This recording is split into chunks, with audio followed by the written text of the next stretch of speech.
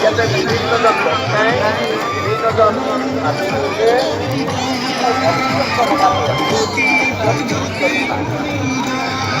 আমাৰ কথাটো হ'ল যে আমি অন্তৰ্মনলৈ যেতিয়ালৈ গুৰুত্ব দিলোঁ বহি সংস্কৃতিয়ে কিন্তু আমাক অতি অসুবিধা পায়। সেইকাৰণে আপুনি ইয়াত কৰিছে যে আজি অধিৱেশনৰ আমি আহিলোঁ দৰ্শন কৰিবলৈ এই সমস্যাই আমাক কৃষ্ণতত্ত্বসকলে কৃষ্ণকথাত আমি গাঁৱত স্নান পান কৰি আমাৰ দেহ মন এৰিছিলোঁ এইটো অংগ অধিৱেশনলৈ গ'লোঁ সদায়খন ভালেই আছিল কেইটামান ল'লোঁ পূজাৰ কেইটামান ল'লোঁ কিবা কিবি ল'লোঁ ঘৰলৈ গুচি গ'লোঁ। আমাৰ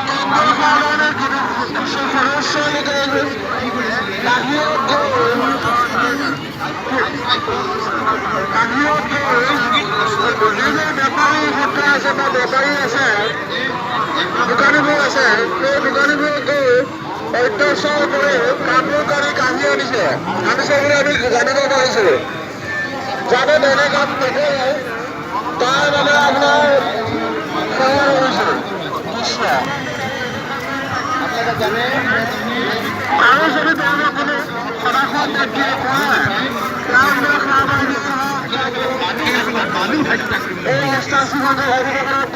মানুহ হয় তেতিয়াহ'লে আমি মানুহৰ সংস্কৃতি আৰু মানুহৰ যিটো ভক্তি মানুহৰ যিটো সেৱা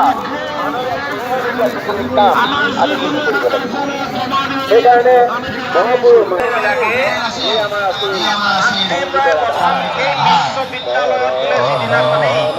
নামাকৰণ হৈ যায় সেইদিনাখনৰ পৰাই মাতৃগৰাকী সেইকাৰণে সাৱধান হ'ব লাগে।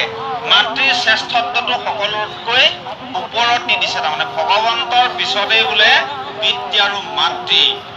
সেই পিতৃ মাতৃক যদি আমি সেৱা শুশ্ৰূষা নবঢ়াওঁ